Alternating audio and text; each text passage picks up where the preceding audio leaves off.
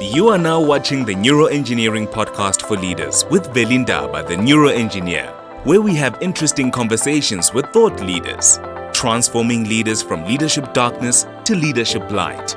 Don't forget to like, comment, subscribe, and share this episode. Hi, my name is Veli Ndaba, the NeuroEngineer. I'm all about transforming minds from a place of mental darkness to mental light. And I achieve this through the translation of this brain and deep, complex science into something that is insightful for leaders, for teams, and for organizations. And you know what? I'm just so excited today, once again, that we are having our guest, where we're going to be talking about something very interesting, talking about the issue of performance and peak performance, that is. Because normally whenever people talk about peak performance, we mostly think about the brain performance. It's about you focusing on one thing and being the brain master, being able to cognitively give out your best and pass well at school and be productive at work. But what does it really take to be a peak performer? So we just wanted to look at the different elements to it, because it's not only just the brain performance that makes one a peak performer. There are also different elements to it. For an example, we talk about the gut-brain axis. We're talking about the mind-body connection. These are things that are not mostly spoken about. But today I just want to look at how does the body really comes into play? How do we really take care of, this physical element so that it can combine with the brain so that peak performance can be something that is real. So today I'm joined by Dr. Finberg. This is Creig Finberg, who is a chiropractor, and who's going to be talking to us about how to take care of of the body, looking at things like chiropractic care. And this is someone who is very much qualified to talk about this subject. So we're going to look at different pieces of what makes one a peak performer, especially as we talk about the neuroscience of effective leadership. So as a leader, you cannot really be able to become an effective leader if you don't understand the different elements to peak performance. So I think on that note, I just want to introduce our special guest, Dr. Creig Finberg. Hello, Doc. Hello, Veli. How are you? I'm very well, thanks. And how are you doing? Thank God, very well. We are just so privileged to have you today and just to come and discuss to us about some elements of peak performance, because we need to look at different things when you talk about peak performance, when you talk about productivity, either in the workplace or outside of the workplace, but when you talk about those things. So it's something that excites me, and I'm just so fascinated. I'm just so happy to have you here. Thank you. Thanks for having me. Thank you very much. It's a pleasure to be here. And just maybe let's start off with let's say first things first. Who is Dr. Finberg? Who is Creig Finberg? In terms of, where were you born and, how were you raised? And your upbringing, what did it look like? And how did it basically shape the person that you are today? Okay, so who am I? I'm homegrown, born and bred here in South Africa. How can I say? My parents got divorced when I was 3. Oh. That was quite difficult. An only child, but I came from a very loving home. So as difficult as it was I was held and I was supported, and it was cushioned as much as possible. But I had the best of both worlds. My parents got remarried. Each parent got remarried. My father had three boys with his wife. So I had the best. As I say, had the best of both worlds. I had my siblings in that home, and then at my mother remarried. They never had children, so I had the peace and quiet over there, and I was equally shared between homes. So as I say, I had the best. I had the noise, had the peace and quiet for self-reflection. I had the activity, and growing up, that's my story. I was quite academic at school. I enjoyed studying. Wasn't too sporty. I tried everything. But I wasn't too fantastic at sport. Went on to university. I studied a BSc at Wits, and then I went on to chiropractic later on. I qualified in 2008. Wow. It was 2008. Wow. And I'm very interested in that part. You know, as a chiropractor, what is a chiropractor? If you just have to explain that to our viewers and our listeners as well, what is a chiropractor? And also what led you to, down that path? You know, what made you decide to say, wow, this is what I want to do now? So what is chiropractor, and what does it really do, and what led you down that path? So I'll start off with what led me down that path. I was always interested in healthcare. It was always treating patients, healing people. I remember as a kid, my father's friends would come over, and they sore and the neck ache and back ache. It's actually very funny how already then, that's kind of already primed for that. They saw, wouldn't you come give my neck a rub? Come, I'll give you R5. And I was busy massaging their neck or back, and I really enjoyed it. They said I was pretty good. I was pretty skilled already at that age, okay. Releasing the knots. But I didn't actually think about that.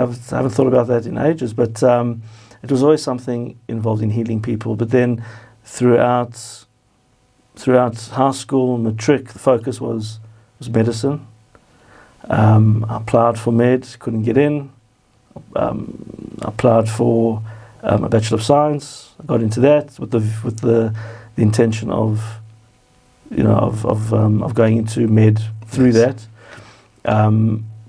That didn't work out, and then I had a friend who was studying chiropractic at the time, and I asked what that was.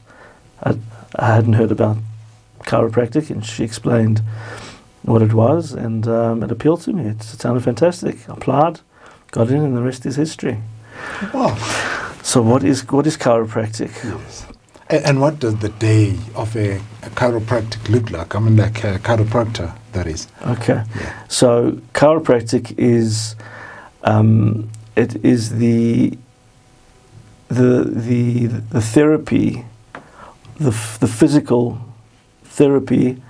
Not to get confused with physiotherapy. It's not physiotherapy. It's the physical therapy, the manual therapy of identifying dysfunction within joints, within areas. Areas. We can discuss. You'll see that many areas involve other areas. The body is, it's interlinked. It's a complicated matrix where one area affects another area. So it's the identification of dysfunction within these areas that are responsible for the pain or the issues that the patient is presenting with, complaining of. And then, what did you ask? What was the day of? Was the day of a chiropractor look like? Yes.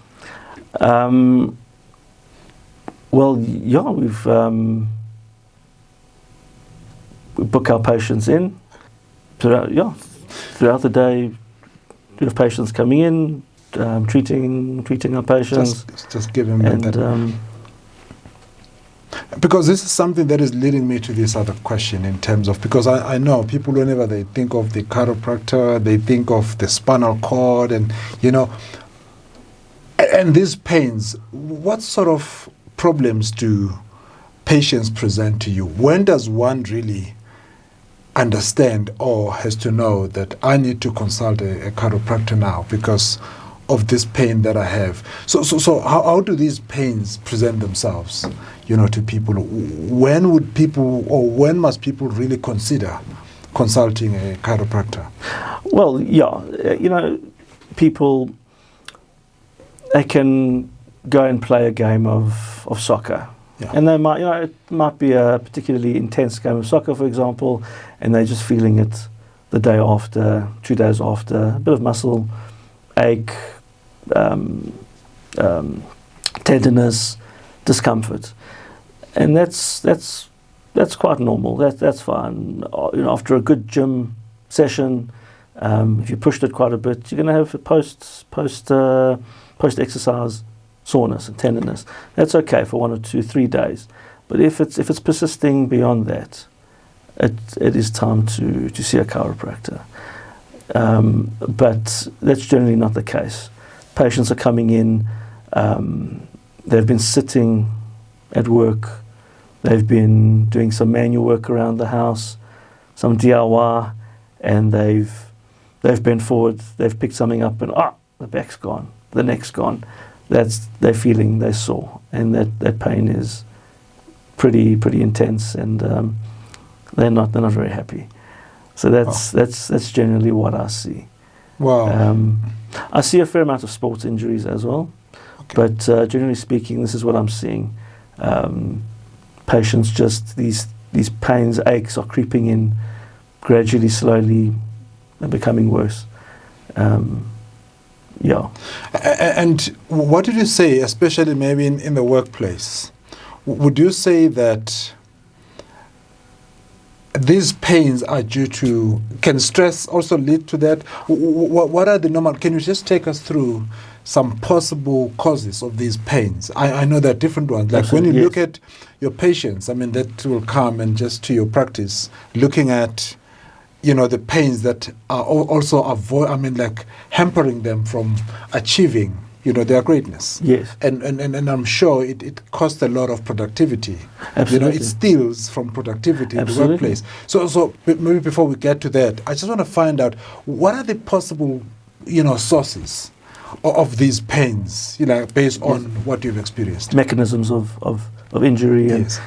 So my patients come in sometimes quite dumbfounded, a bit confused. But I don't, I've been working a lot. I've been sitting at my desk for hours at a time, and I don't understand how I hurt myself. I haven't been particularly active, and usually people, they associate these pains, aches with overuse injuries and injuries in contact sports, but that's not the case. People don't understand the amount of strain and impact on their bodies while they're sitting. A lot of it happens purely just by sitting, overloading their spine, sitting badly, bad posture, poor posture, further overloading their spine. So maybe while we're talking about posture, what is some sort of a good posture? Maybe is it something that can be demonstrated? How must one sit properly? What is the right positioning in terms of sitting? In terms posture. of sitting, because now we lead sedentary lifestyles. Yes. Most of the time people are just sitting, they're not moving around in that. So you're saying that the position, your posture, the position that you take in terms of when you're sitting on a chair is very important, because I'm sure that even includes driving. Yes, absolutely. Yes, so is that something? What did you say about it? It was very interesting. If you think about it, how do you get to work in the morning? Yeah. You're sitting at your car. You're sitting in your car like this. You arrive at work. You're sitting at your desk like this. Your knees are flexed. Your hips are flexed. Your back's rounded. Your neck's over here. Jutting forward. This is your posture throughout the day. On the way to work, at work. Well, it depends what you do for work, but generally speaking, office-bound, sedentary people, this is how we function. And then we drive by, so there's traffic. So you're in the car. It's not that you're in the car for 5 minutes. Generally, you're in the car for a significant amount of time. You're at work for hours, then you drive back in traffic, again in that hip flexion posture, the knee flexion, rounded back. driving, shoulders up like this, you're a bit stressed in traffic, you have to quickly, rush home to make supper, the kids, you have to fetch the kids from extramural activities, and then, okay, all very well, and then you're eating supper, you're sitting at the dining room table, again, in that same posture. And then you relax at night, in the couch, in front of the TV, in that same posture. So basically, all day, we are slouching. We're just reinforcing these same patterns over and over again. As it stands, even if one's sitting well, there's a lot of force and stress going through the spine. The closer the contact point to the spine, the more stress and force through the spine. So if you're standing, your feet is the contact point to the ground, yes, and your spine is that distance away from your feet. Yes. So when you sit, your contact point is your butt. Your butt, yes. And it's right next to, it's right beneath the spine. So that's even a greater source of stress and strain, yes, is when we sit. Yes. So that's why people tend to feel that pain and discomfort, especially if there's obviously certain conditions, for example, a disc herniation, a slip disc. If that's in place, then sitting is going to. You're saying the slip disc? Yes. If there's a disc herniation that patient is experiencing, yes, they're going to be very uncomfortable in that seated position. It just further compresses the spine and drives that disc tissue further out into the surrounding area. So what is the best way of ensuring that you're taking care of the spine so that it doesn't... If you're sitting, when you're sitting? Yes, when you're sitting, like, just to make sure that you maintain a healthy yes, spine. Yes. What would you suggest right. around So we're talking now ergonomics. Yes. Which is the method of optimizing body posture and position to lessen as much as possible the impact on the spine, the body in general. Yes. So having a decent office chair, very important, very very important. A decent office chair. A decent office chair. It doesn't have to be the top of the range, but definitely you need a lumbar support. You need a back support. Yes. If it's just those little round, seating pads with, without any support, I wouldn't recommend that. That's gonna aggravate one's back. One needs something to lean against. Yes. Obviously, this is quite a technical area, but just some brief yes, tips. You want to make sure that your feet should always be on the floor. Feet must always contact hanging. the floor, not just hanging. So is that a way to measure?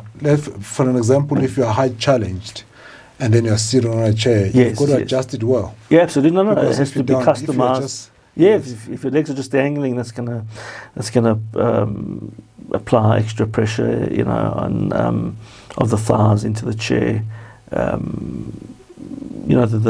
risk of nerve compression, in the feet, in the thighs is higher. It's going to be incredibly uncomfortable. So definitely, chair lower to the point that one's feet are touching the floor. And that's not possible. There's the other ways of achieving that. You can put a stool under, just under the feet, so that it's resting on something. But generally speaking, the feet need to be in contact with something while sitting. Knees should be around 90 degrees. Knees should never be higher than the hips. Yes. So if you're sitting with your knees up, up here, that's gonna flatten your lumbar spine and just load it excessively again. Wow. So definitely, yes, feet on the floor, knees about 90 degrees. It can be a little bit lower than 90 degrees. That will also ensure a bit of lumbar lordosis, which is the natural curvature of the spine. Okay. And obviously desk height is very important. Your chair should sit snugly under the desk. Armrests also quite important. for the chair to have armrests. The armrest, yes. Yes, but you know what? Actually, not excessively important, because if you can, you should actually push your chair right up against the desk. Okay. What people tend to do is they tend to slouch like this, and the head comes forward, back rounds, shoulders come up. You get all this tension in the traps, your neck muscles shorten. Essentially what you're doing when people sit like this is they are walking around all day with their necks extended. So can you imagine using a muscle the entire day, or shortening a muscle the entire day, what it's going to feel like and look like at the end of that day? True that. So it's a very common posture, especially stressed, and people have got objectives and tasks to get through in Yes. a certain amount of time. They just want to get it done. They're not aware, they're not mindful of how they're sitting, and this is just going to hammer your neck and back. So again, so important. Lumbar support, right, the correct chair height.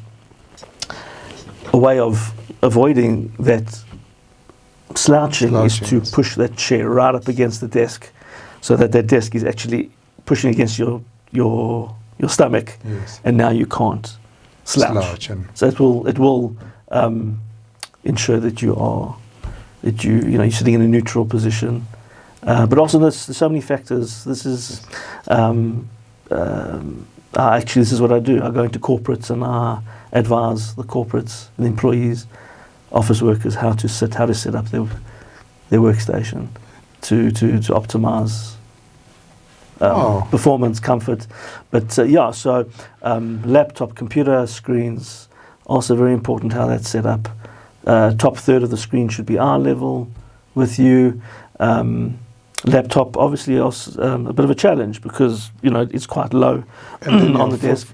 Yes. Exactly. So now, instead of maybe not, instead of not sitting like this, now we're sitting like this with our necks flexed. And straining the neck, obviously. So, right, exactly. So now we're putting those muscles, the back neck muscles, on a constant stretch, and there's structures in place in the muscles that detect overstretch. So now we overstretch those muscles, all muscles in general, and those little structures kick in as a protective mechanism, and they actually try and prevent that excessive muscle stretch. Because obviously if we overstretch muscles, we can tear muscles. Yeah. So these little structures don't understand that we're not in danger. It detects overstretch, so now they kick in and they shorten the muscle, and then you get muscle spasm from that mechanism. So you can have muscle spasm from slouching, neck like this, neck forward, or you can also have muscle spasm from sitting with neck flexed for hours at a time, working on your laptop. So very important to get the laptop, built up in height. Yes. So again, the principle, top third of the screen, eye level with you. But then obviously that brings in other issues, because now you can't type like this. Yes. So you got to ensure that you're right. You ensure that you have an external keyboard. So that will alleviate that issue. Wow, that's lots of tips and tricks, and that's very exciting. Yes. So I think we've just touched on the spinal sort of like elements of it. I mean, where like the posture, how you sit. Is there another source, maybe beyond that, beyond just sitting and whatever, in terms of stress and whatever? Does stress contribute to this? Maybe can we just, just say something around that? Absolutely. Any negative emotion affects pain and discomfort. One could have, objectively speaking, a 3 out of 10 pain for a situation. And if they are suffering from anxiety, depression, anger, frustration, that negative emotion through the autonomic nervous system is now going to elevate that 3 out of 10 pain potentially to a 6 out of 10 pain. Wow. So definitely our emotional states definitely impact our health, our perception of pain and comfort. Wow. So now for our viewers and our listeners, when does one know that now is the time for me to visit the chiropractor. What would you say? What would be the pressing need? For one, why is it important to go and visit the chiropractor? Look, I explain to my patients like this. I ask them, do you have a car? Yeah, most of them have cars. Yes, we have a car.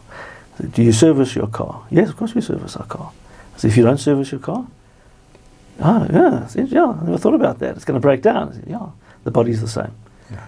So if you have a spine, you should be seeing a chiropractor.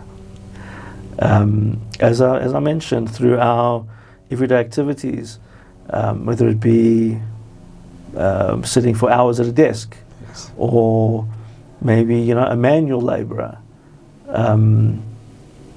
plumbers, electricians, they're in and out of small spaces, climbing, bending, it all impacts the spine. A lot of demand, a lot of force through there. Even if you're a sportsman, you're looking after yourself and you're keeping fit. Again, contact sports, the jarring from running, it all impacts. It all impacts, especially if there's muscle imbalance. Then you've got asymmetrical imbalance of load, which is obviously also going to impact the body. So that everybody should be seeing a chiropractor. So when you look at it in terms of these different pains, obviously the pains may not just necessarily be due to maybe in the area of the spine. They may be in different parts of the body. Yes. Like the ones, can you think of any right now beside that and say, okay, like this type of pain that, maybe something that you have treated as well? Because some people may be new, they've never heard of a chiropractor and whatever. But in terms of those pains that may disturb you from focusing on what you need to be doing, are they at work and even as a person? Because obviously pain is when the body is reporting to you that something is not right. Yes. Well, you see, so that's very what you say. You bring up a very interesting point. People experience pain, and they'll jump to the painkiller, the anti-inflammatory. The problem isn't that you're deficient you have a blood deficiency of the painkiller or the anti-inflammatory. That's not the problem. The problem is that there's inflammation, yes, or pain. But we've got to ask the question: why is that? Yeah. Why is there pain? Why is there inflammation? It's a warning. It's a red light. Again, just to use the analogy of the car. If you're driving, all of a sudden some lights flash up on the dashboard. You don't go and disconnect the wires so that there's no flashing of lights on the dashboard. Yeah. That's true. If your petrol light comes on, you're not going to go and disconnect the wire there. So okay, I disconnected it. Now there's no light. I don't need petrol anymore. No, you need petrol, but now you're just not aware that you need petrol. So if there's pain, discomfort, and we're just using a plaster, as it were, then that issue's still there, and it's going to it'll remind you again later on that there's a problem, and it'll be even worse. Because that pain is designed to let you know, obviously, that there's a problem. Yes. Go and attend to it. Get off the structure. Let it rest, or attend to the problem. So are you saying? I'm reminded. We've just engaged a lot about. On these things offline. When you talk about my engineering background as well, where we look at the first principles thinking. Don't just be so quick to solve the problem, but get to understand its source. Where is it coming from? And I think that's what I'm hearing you saying. Get to the root of as the a problem. chiropractor, you want to look at the root of the problem. Correct. Because we find ourselves being so readily medicated. Exactly. Everyone, something happens, no, get this painkiller, get this, get that, without really understanding exactly what is the source of that. Because, like you're saying, stress may be one of those things. Maybe the positioning, your posture, how you look at things, and how, because these things, they accumulate. Exactly. And then you end up having this chronic pain. But you need to understand where is it coming from. Exactly. Because when you take, a pill, or you take some medication, yes, what tends to happen is you're just putting this Band-Aid That's exactly what you it is. know, It's a plaster. on a wound. That plaster, but you are not really dealing with the cause of that. Exactly right. So is that what you are saying? That's as a exactly what I'm chiropractor? saying. Yes. Chiropractic gets to the root of that pain and discomfort, Yes. which is usually this is the premise behind chiropractic, is that there will be an area or areas that are dysfunctional, they're not moving properly, not working properly, which will cause other areas now to take up the slack and the load and try and assist. Yes. That's called compensation. So then you can have other injuries down the line. Yes. So that's as I mentioned before, we restore the function Yes. to those areas. Yes. Allow the tissues to function properly, the soft tissue, and that in itself brings the healing. Yeah. And now, are you aware of any common myths around, chiropractic, care that people have that you normally come across, where people have these misconceptions about, this chiropractic care? And what would those be? Well, I think maybe the biggest myth is that, patients they don't know what to make of the clicking. It can be a little bit intimidating. They don't know what's going on. Why is that noise there? Are you breaking something? That's the biggest. That's what I encounter most is the misconception and the misunderstanding of what we're doing, and a bit of the fear or the intimidation over there. Is that crack though normal? I mean, what does it actually indicate? So when there's a crack, because I know of someone who was saying to me, what scares me is that crack, Yeah. Because when you're straightening something up and there's that crack and that, but what does it indicate? So that crack, it's called the cavitation. Cavitation. So it's a breaking. It's a breaking of the gas bubble within this joint fluid. There's fluid within a joint, and actually there's only certain joints will crack. Neck and back, you often get a crack over there, with cavitation in those joints. Other joints don't generally pop, crack. Shoulders don't generally crack, and hips generally don't crack, knees. But having said that, there's joint fluid in all of these joints, and there are gases in these joints. Wow, so when we adjust, those gas bubbles break. And it's not dangerous at all. Provided that it's being done by the right person who absolutely, knows what they're doing. 100%. So we, as a practitioner, we take a good history. Yes. We make sure that this patient is suitable for chiropractic adjusting. Yes. So conditions that may be a contraindication to adjusting. Maybe we wouldn't want to adjust certain patients. For example, patients that are experiencing severe osteoporosis, they have brittle bones. Yeah. So we'd be cautious over there. Perhaps a patient that's been on heavy courses of cortisone and other medications that might also degrade the bone. So we have to be mindful of that. So taking history, obviously, very, very important in the process. But generally speaking, 98% of patients, 99% of patients are suitable for chiropractic adjusting and manipulation, and can benefit from it. Yeah. But very, very safe, and it's very safe. Absolutely. And for someone who really wants to be a peak performer, from the physical perspective, what advice do you give them? Let's say now you're talking to a leader of a team that is expecting that their team must be a peak performing team. So from the physiology perspective, what advice do you give someone like that? I mean, so we're all living with stress in our lives. And you absolutely need stress we need stress in our life. We need an optimal amount of stress to actually be motivated to work and perform. But obviously, beyond that point is when things start to go haywire. So, and unfortunately, that's many of us are living with stresses, different forms of stresses, different sources of stresses, and these stresses manifest as pain, discomfort, brain fog, inability to focus. Yes.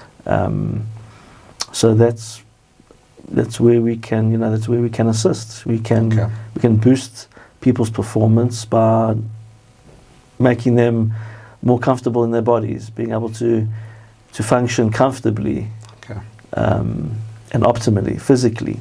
Yes. And once that physical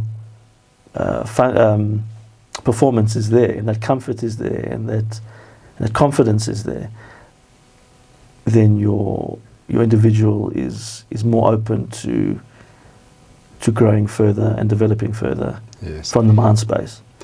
And maybe just a last question on this is, do you really need to have some body pains for you to see a chiropractor, or you can maybe just space it out and say maybe once or twice a year? Is there any that I can just go for in terms of preventative? Absolutely. Absolutely just to take care of my health. What did you say? Do I need to have pains presenting themselves to me? Yeah. Before I can visit 100%. you as a chiropractor. That's a good question. Yeah. Also, I explain to my patients, seeing a chiropractor only once the pain sets in, and they crawl into the chiropractor's office. Using chiropractic like that is like having a Ferrari and driving down to Cape Town in the Ferrari in second gear. Yeah. You're not optimizing that offering. Okay.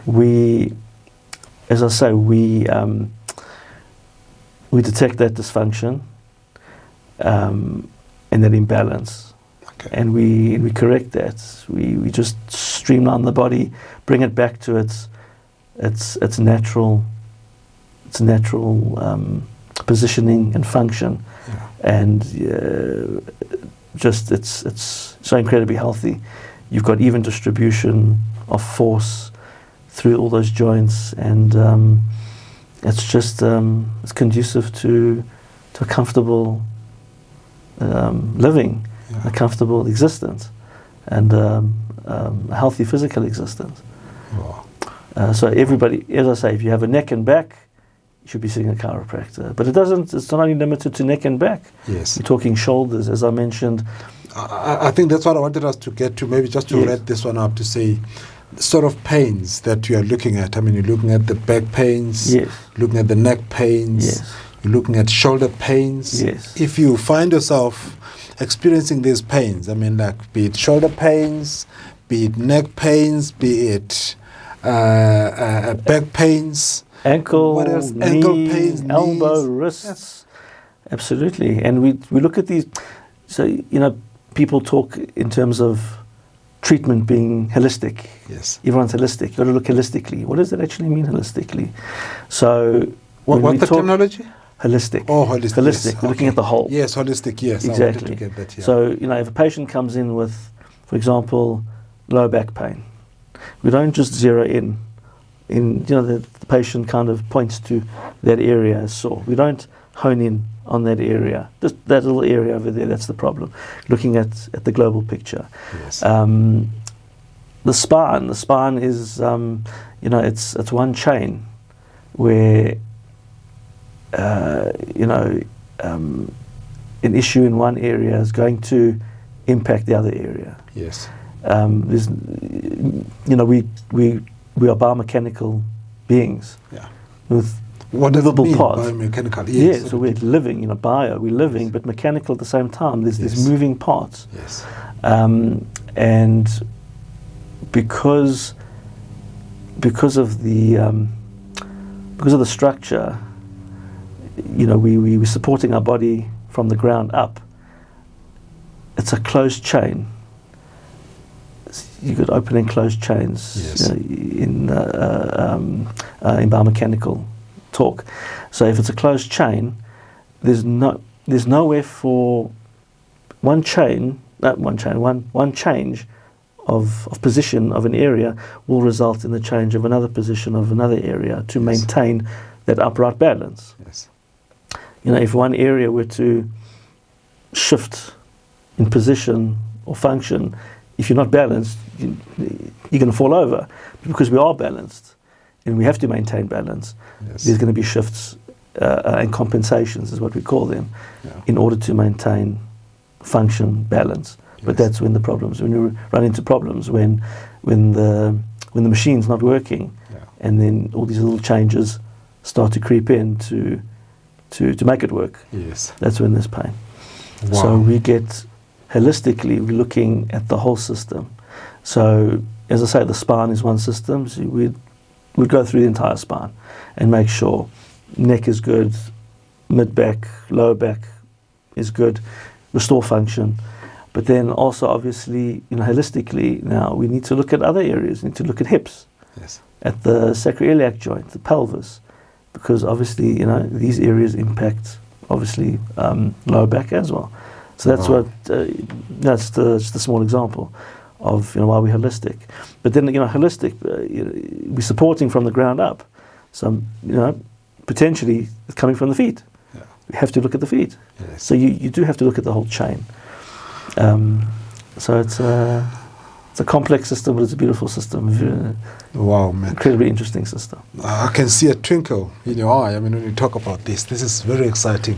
I really love this. And I think for me, when you spoke about this, and like what I said in the intro as well, that when you talk about peak performance, we're talking about both the physical as well as the brain and the mind. So what we've just covered here, we're just talking mainly about, like the physical element of it from a chiropractic, care perspective, where we look at some pains that we experience due to stress, due to posture, because those pains, they take away from your productivity. And yes, we all want to be peak performers, we all want to be productive, but we cannot be able to be productive if we're constantly experiencing these chronic pains. And I think from the physical perspective, our chiropractor here, Dr. Creig Finberg, that's his specialty. So when we work together, when we look at these things, so we look at it from the physical perspective, and also we look at it from the brain perspective. But when I talk about the neuroscience element, I'm talking about the mind and the brain, because if you are not functioning well there, if your mindset is not right, if you are not able to take care of your brain and your mind, then you're not going to be able to perform well. But there's just one element, as we spoke about this, when you talk about something called neurodiversity, and maybe we can just slightly share this, and I know that, time is not really much on our side, but when you look at neurodiversity, and I love the lens and the angle at which we took it so deep. We're so excited about it when we spoke about it, and because that's something that I'm very passionate about. So when you look at neurodiversity, first of all, maybe just to explain this thing to our viewers, neurodiversity, it's a term that was actually coined. It's a process. It's a phenomenon that was coined by an Australian sociologist by the name of Judy Singer in the 90s. So what she meant by that was that our brains are neurologically different. It means that we are wired differently in our brains. There's no two brains that are exactly the same. So it means we process different things. So when you talk about neurodiversity, there are two elements to that, because we've got two categories. One category is called neurodivergent, and then the other category is called neurotypical. So neurotypical means that we process information more or less like in similar ways. Yes. But the second category is when we talk about neurodivergent brains. When you talk about a neurodivergent brain, we're talking about it's a group of different neurological conditions, as they call them. Yes. Exactly. But these ones, we're talking about things like autism, when someone is is autistic. We're talking about things like dyslexia. We're talking about things like ADHD. I know before they also talked about ADD, which is attention deficit disorder. But then there was this H element that came in, which stands for, which now makes it attention deficit hyperactivity disorder.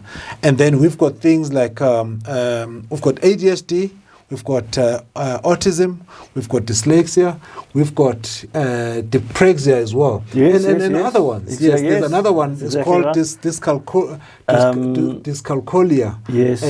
Someone who's battling with mathematics. Yes. That's part of it. But 100%. I know mainly we talk about ADHD, we talk about autism, then Those we are the talk main about ones. dyslexia. Those ones Yes, we see. those are the main ones. Correct. So that gives you that indication to say we are different. Now the problem is when you give someone medicine, you are saying it means you have a defect. It means your brain is defective.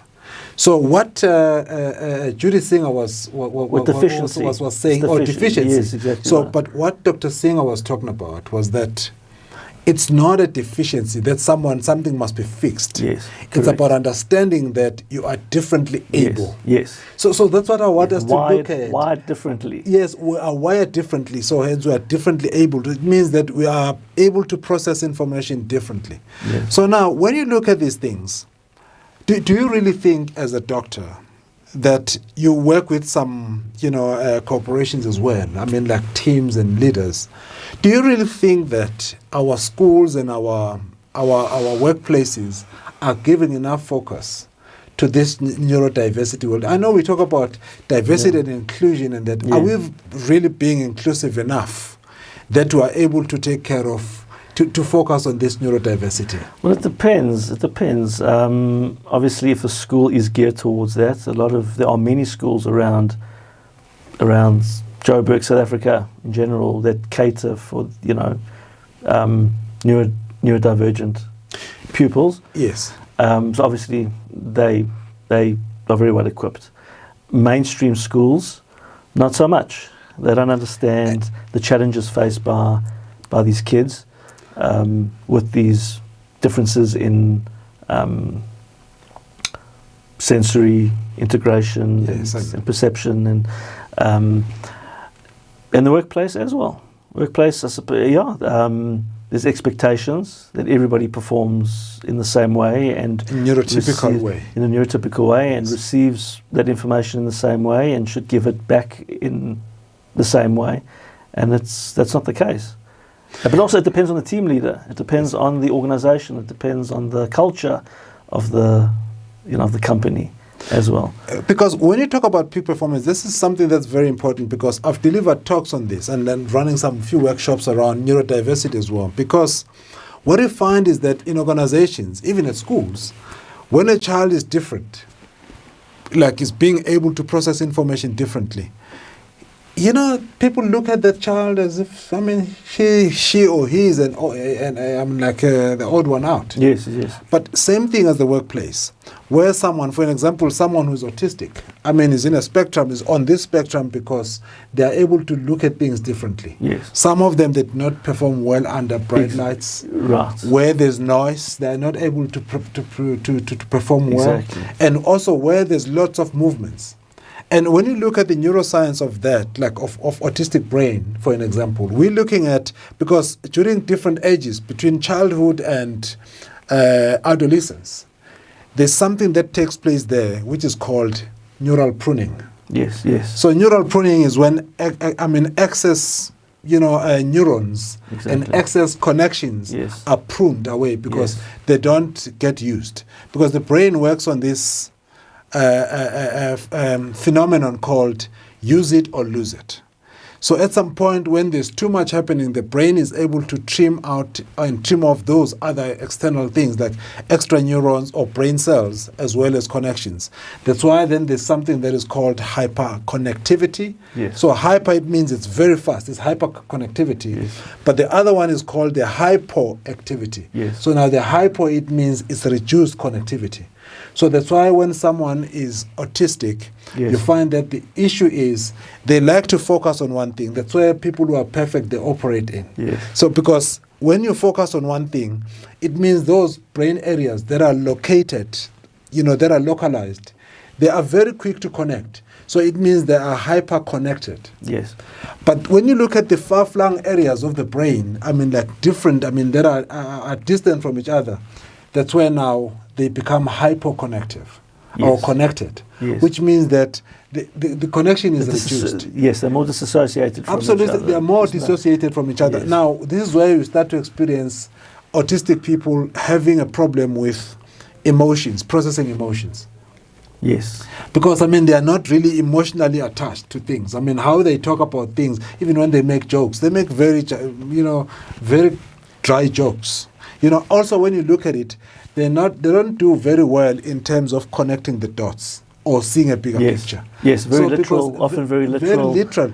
It's exactly that. Yes. So that's a discussion that at some point I would like us to have, because when you look at the workplaces, this is where we're having a problem with, because they have this one-size-fit-all approach. Correct. And yet we are talking about things like neuro inclusion and diversity. But just a few things you mentioned, very, very interesting.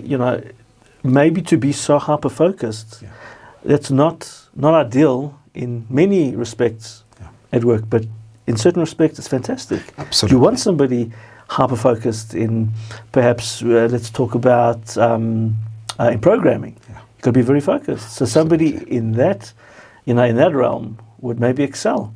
So it's about understanding. I think if people understood what these things mean, what is autism, what is ADHD, what is ADD. If you understand that there's nothing wrong with these people. They're not broken. They're not dysfunctional. They're different. The wiring's different, and they, it could be harnessed. It's a great strength in some respects. So just to embrace everyone's uniqueness, everyone's strengths, definitely. So important. But we look at geniuses. Yeah. We look at geniuses like Albert Einstein. Yeah. Who knows how was he so clever? Yes. It could be that there was this lack of pruning or super pruning or just an anomaly that allowed his brain to think in such a magnificent way. Absolutely. And imagine we had more Einsteins. Wouldn't that be fantastic? That's the thing, because if you look at ADHD from the brain perspective, what it means, because when someone has this attention deficit disorder of some sort, and hyperactivity disorder, the problem is much more in the prefrontal cortex, because that's where attention is regulated. Yes. So if there's an area of this prefrontal cortex that is not functioning well, then it ends up having this attention deficiency. Exactly. Like a disorder. Right. Because you are not able to focus on just one thing. Yes. You are easily distractible. That's what it means. So when you pick up someone like that who is easily distractible, but they are more focused on something that is exciting to them. But if given, it's not that the brain is constantly like that, but it depends on the tasks. If you give them something that is exciting to them, then they can focus. But if you lose them, they can quickly get distracted. Absolutely. So it's more on the prefrontal cortex. But if you look at the emotional processing part, it's got to do with the amygdala, which lies at the core, of the brain. It's part of the subcortical region of the brain. Yes. When you look at it inside. Correct. So it's not like what you're rightfully saying. It's not the issue of something must be fixed with the person or they need help. They just need to be nicely understood. Correct. So I think organizations, that's exact, and schools, there's something missing in what you talk about when you talk about neurodiversity. And I think, is there anything, when we spoke about this, Creig, we spoke about the issue of diagnosis. Yes. And I love how you put it. You were saying as well, diagnosing something. When you diagnosis is basically means that you are 50% towards solving the problem. Correct. And I'd love that maybe to say something about, is there a way of identifying if a child or a person, because one thing that we spoke about was that in my experiences is that adults get to know about their conditions through their kids. It's after they have been diagnosed at school because there's a problem or there's a challenge that they're experiencing, Yes. only to find that this is genetic. So it means the parents, because about Yes. 50% maybe due to the So the parents. What literature, would you the literature, it doesn't indicate that there's a strong genetic involvement, but that's what the literature says. Yeah. But very clearly, we can see.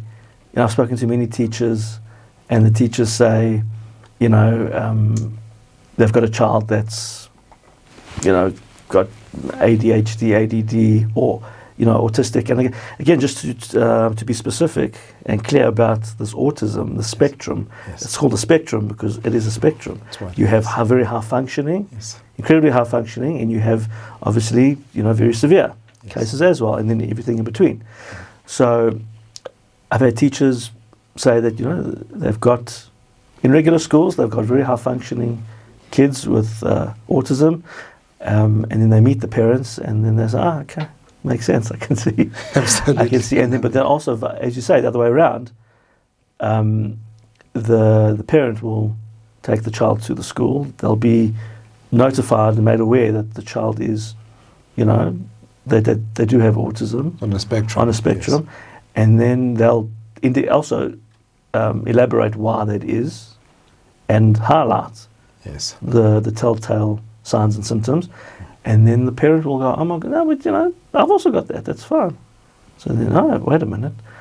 No wonder. They also, no wonder. Yeah, They absolutely. also, No and wonder. it's perfectly fine. And I mean, that's just the way it is. And a very interesting stat. Yes. I remember learning when I did this functional neurology course. Yes.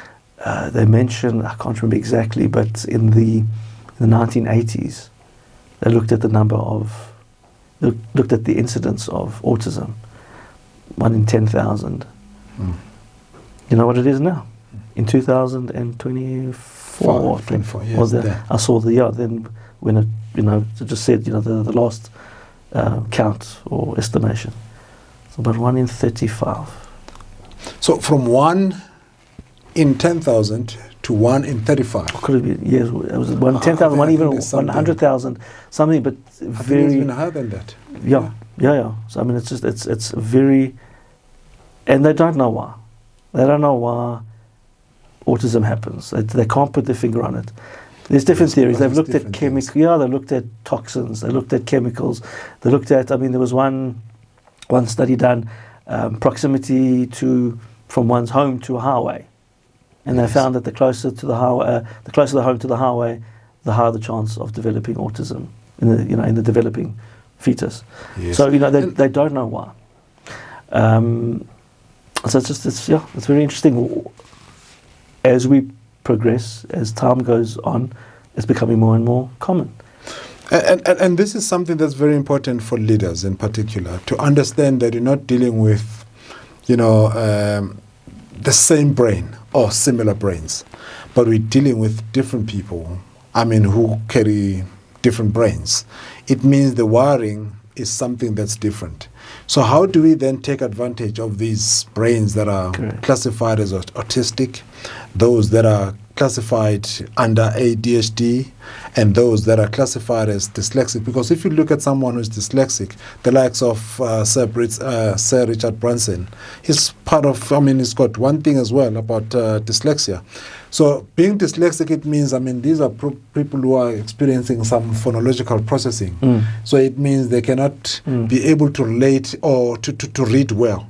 And now this talks about the left hemisphere of the brain, where the one that generates, language, because language is more handled on the left hemisphere of the brain, which is something that's very important. And I think there were 2 doctors, but we're not delving into that, but it's something very exciting. You had a French doctor by the name of, it's called the Broca's area. Yes. And then you've got the Wernicke's area. So one is about production of speech, but the other one's about the comprehension of speech. So when you cannot make sense of, or you cannot be able to write and process speech or language, as it were. So you've got people like that, and then you start labeling, and I think that's the issue about labeling. Yes. The labels and the stigma around Correct. that. And then there's and then there's insecurity about it, and then there's the lack of self-esteem, and which is unnecessary, because there are strengths. There's strengths to these certain conditions and differences in wiring, and they should be embraced. Yes. Not to say that one shouldn't seek therapy. Yes. If there is therapy for it, if it can be managed and controlled, harnessed, really, that's what we're talking about, harnessing it, then why not? But there are definitely strengths. Yes. And opportunities. Children with these conditions, ADHD, ADD, autism, they shouldn't. They should look at the opportunities available and their strengths and how they can contribute to society, enrich society with those abilities. Absolutely. So it starts with self-awareness, and obviously it's understanding that when you are classified as someone who's neurodivergent, it means you have these conditions. You don't have a broken brain. You are not defective. It simply means that you are wired differently. It means your brain is able to process information differently compared to other people who are just neurotypical, or who are able to process information the similar way, who are able to experience the world the same way that most of us are able to experience them. So it's about embracing differences. And I think when you talk about effective leadership and peak performance, we are talking about all these things, understanding how the human brain works and understanding how the body functions, because we've got conditions that we all experience, but how can you harness these conditions? And I think, almost on closing on this one, what advice would you give to someone? Is it something that you also get to touch on when it comes to identifying or diagnosing, these neurodiversity cases? What can you say? Is there anything? What would you advise to someone like that? Well, if it is suspected, or if there's a concern, definitely, I would, in terms of children, yes, I would approach an educational psychologist, okay, or a psychiatrist, okay, for adults as well. Yes. Some of these conditions are only identified or noticed much later on in life. Yes. Definitely go and seek advice from a psychiatrist. But then, in addition, I provide some therapy for these certain situations and conditions. We can talk about this another time on the podcast, but I deal with children, mostly children, but still some adults, in terms of retained primitive reflexes, where these primitive reflexes it's an automatic response. A reflex is an automatic response. We all have reflexes. Yes. As adults, we have reflexes, but babies are born with these hardwired automatic responses to a stimulus, and they should be these primitive reflexes should be integrated. They should vanish after a certain amount of time. Each reflex is different, but after a certain amount of months or weeks, they should vanish, and sometimes they remain. And it's very interesting. There's a correlation between these reflexes which stick around, and children that have been diagnosed with ADD, ADHD, autism, dyslexia. So what they found is, if we integrate these reflexes, there's a reduction in the symptoms that these kids struggle with. Yes. Symptoms such as attention inability, indistractability, fine motor issues, visual reading problems, balance issues. Wow. So that's this. There are these retained primitive reflexes. It's quite a new area, very exciting area, and very helpful, very worthwhile. So that's what our next episode will look at, with time. So I think for me, this is something that has been very exciting, because we are talking about a holistic approach to peak performance. Because whenever we talk about peak performance, we're talking about the physical or the mental, prowess, your ability to focus, your ability to analyze and to synthesize information. But when you talk about the holistic approach to it, we're talking about both the mind, the brain, and the body. Because why do I mostly talk about the mind? Because your mindset is like this main lens above all other lenses. So your mindset is the primary lens, is the main lens above all other lenses. So it means if your mindset is not clear enough, if your mindset is not helping you achieve great things, the way you experience the world is faulty, everything else below it is going to be faulty. It doesn't matter how good other things are. It doesn't matter how good your life is. But if your mindset is not right, if your mindset is not able to, to process information right, then everything else is going to be spoiled. So that's a reason why myself, Veli Ndaba, the neuroengineer, I team up with Dr. Creig Finberg, who is a chiropractor, but it does more than that, where we look at both the body as well as the mind. Because when you've got both of them performing at their peak, then you're going to become unstoppable. It's game over, for failure, because it will mean that you'll never move down that path.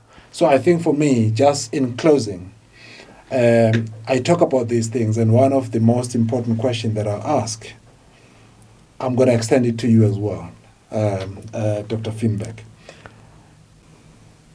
If now you were to go, when you have left this planet, how would you like to be remembered by those people that you have left behind? Well, lovely question. Lovely question.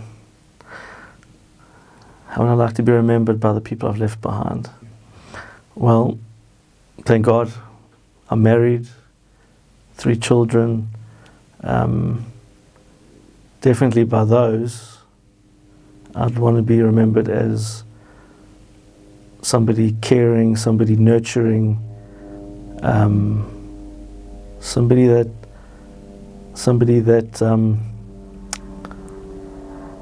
showed love and concern and made their lives better, made their lives good. But I can extend that to my patients as well.